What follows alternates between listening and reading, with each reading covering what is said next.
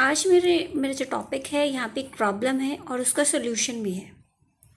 Problem क्या है? Problem ये है कि अभी भी लोकल शॉप्स जो आपके घर के आसपास स्मॉल शॉप्स होती हैं और जो स्मॉल वेजिटेबल मार्केट्स होती है वहाँ पे अभी भी सिंगल यूज़ प्लास्टिक यूज़ हो रही है। बायो प्लास्टिक मार्केट में आ गई है लेकिन उसके prices as compared to single use plastic higher है। तो पर्सन जो परचेज़ करेंगे, जो शॉपकीपर्स, तो वो वही परचेज़ करेंगे जो उनके पास उन्हें कम रेट में मिले। तो यहाँ पर मेरा जो सॉल्यूशन है वो बहुत अच्छा है और काम आएगा और हो सकता है इससे लोग प्लास्टिक का यूज़ को बंद कर दें या फिर कम हो जाए और ज़ीरो भी हो सकता है। तो हमारे पास घरों में सबके पास ओल्ड क्लोथ्स होते हैं जिनका कोई यूज़ नहीं होता है।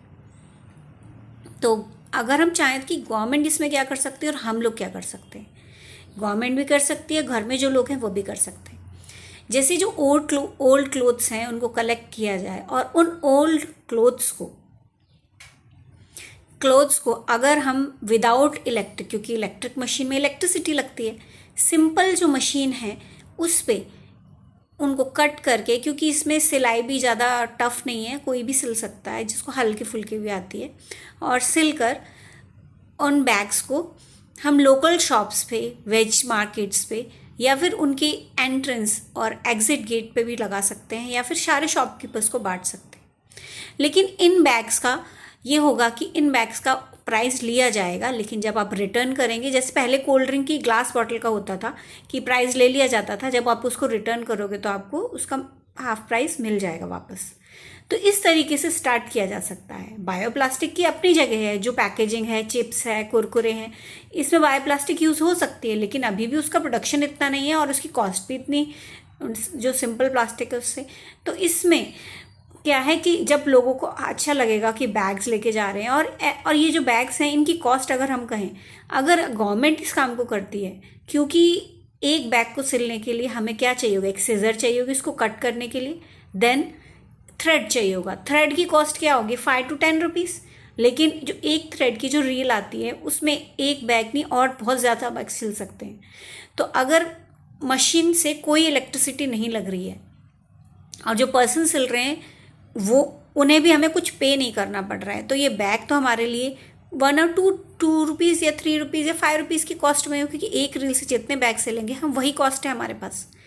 जैसे कि जो जेल्स हैं, जेल्स में क्या होता है कि जो लोग वहाँ पे होते हैं उनको कुछ स्किल्स सिखाई जाती हैं। तो यहाँ पर ज़्यादा स्किल सिखाने की ज़रूरत नहीं है, इतनी हल्की फुल्की सिलाई कोई भी कर सकता है, या फिर आप बैग सिलना उन्हें सिखा सकते हैं और वो लोग इन बैग्स को सिल सकते हैं। और जब, क्योंकि जेल में बहुत सारी चीज़ें सिखाई जाती हैं और उनको डिस्ट्रीब्यूट किया जाता है, सेल किया जाता है, तो यहाँ पर, और आप अगर मार्केट में जाके देखेंगे तो कुछ बैग्स जो हैं वो 500, 600, 700 तक सेल हो रहे हैं, क्योंकि उस पर कुछ पेंटिंग या कुछ कलरिंग कर रहे हैं। यहाँ मैं सेल का नहीं, यहाँ मैं ये कह रही हूँ कि किस तरीके से हम सिंगल यूज़ प्लास्टिक को आउट कर सकते हैं। अगर लोगों को फ्री में चीज़ मिलेगी, फ्री में बैग्स मिल रहे हैं, अगर लोकल शॉप पे ऑलरेडी बैग होंगे तो शॉपकीपर को भी पॉलीथिन में जो उसका पैसा जा रहा है वो नहीं देना पड़ेगा, तो उसका तो फ़ायदा है यहाँ पे।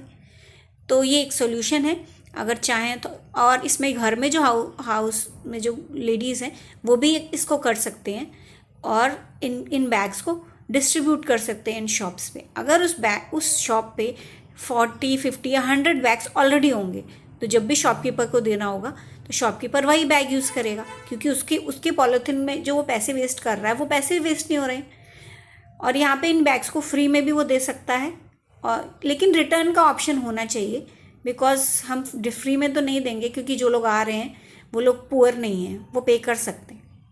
Thanks for watching.